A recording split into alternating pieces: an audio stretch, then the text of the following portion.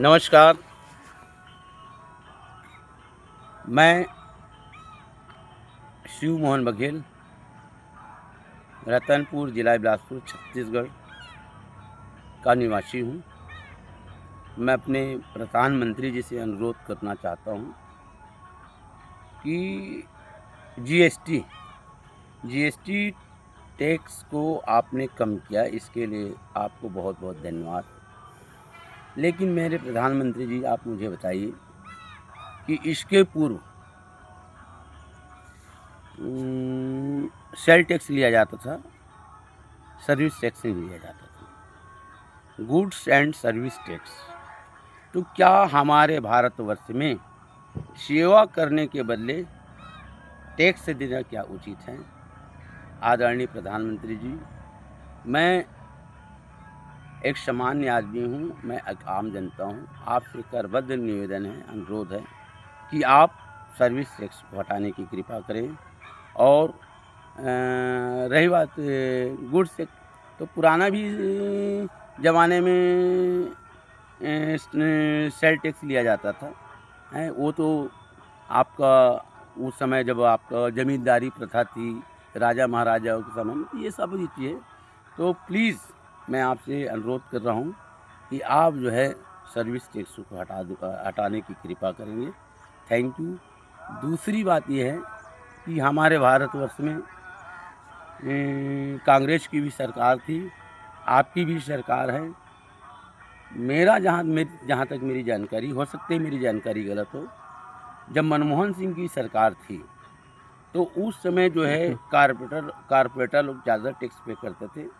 आज जो है पब्लिक कम टैक्स पे करती थी, लेकिन आज हो सकता है मेरी जानकारी गलत हो, इसके लिए अगर गलत मैं आपसे क्षमा चाह रहा हूँ। आज जो है पब्लिक ज़्यादा टैक्स पे कर रही है, कारपोरेटर कम टैक्स पे कर रहे हैं। चूँकि हमारा भारतवर्ष को हमको जैसे बोल रहे हैं विश्व गुरु बनाएंगे। सबसे पहले आप जो है हमारे भारतवर्ष में के लोगों को स्वावलंबी बनाइए।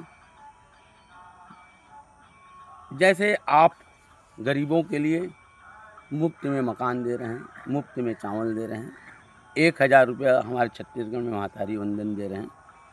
तो मैं आई एम 58 ईयर ओल्ड, तो मेरा जो अनुभव है, मैं चूँकि स्वयं भारतीय जनता पार्टी का कार्यकर्ता हूँ, रहा हूँ। अभी मैंने रिसेंटली भारतीय जनता पार्टी से मैंने रिज़ाइन किया है। तो प्रधानमंत्री जी, इस चीज़ में आप विशेष रूप से गौर फरमाएँगे।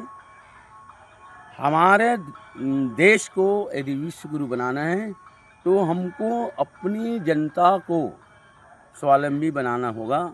आज फ्री में चावल, फ्री में और ये महतारी वंदन योजना ये हमको नहीं चाहिए प्रधानमंत्री जी। प्लीज़ हमको जो है स्वावलंबी बनाने के लिए आप बहुत सारी योजनाएं लागू किए हैं, लेकिन जैसे मैं मछुआरा समाज से आता हूँ। हमारे छत्तीसगढ़ में आयोग के रिपोर्ट के हिसाब से 12 लाख से ज़्यादा मछुआरे हैं। आपने मछली पालन को कृषि का दर्जा प्रदान किया है, इसके लिए आपको बहुत-बहुत धन्यवाद है। लेकिन ज़मीनी स्तर पर मछुआरों को क्या लाभ मिल रहा है, नहीं मिल रहा है? आज आपको मैं नगर पालिका रतनपुर, बहुत एक छोटी सी जगह है, चारों की बस्ती है। यहाँ पर साक्षात महामाया देवी के साथ-साथ बहुत सारी देवी देवता यहाँ पर विराजित हैं। मैं आपको बताना चाहूँगा कि हमारे रतनपुर का किसी प्रकार का कोई विकास नहीं हो पा रहा है। मैं आपको बता रहा हूँ, तत्कालीन भूपेश बघेल की सरकार ने मुख्य मार्ग को ही उन्होंने बनवाया।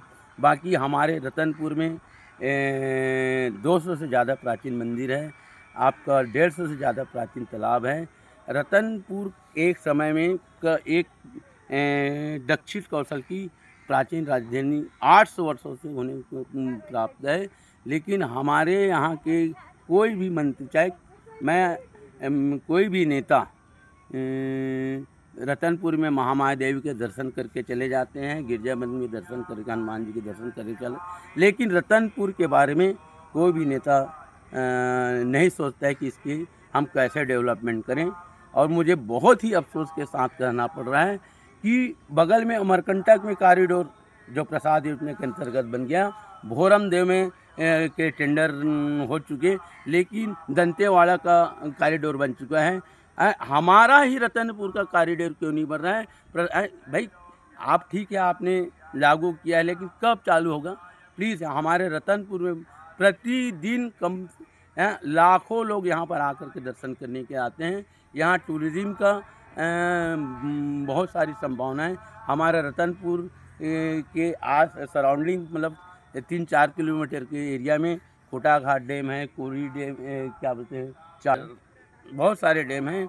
आपको मैं बताना चाहूँगा कि रतनपुर को एक फिशरीज हब बनाया जा सकता है। प्लीज़ हमारे रतनपुर को कुछ कीजिए प्रधानमंत्री। Thank you.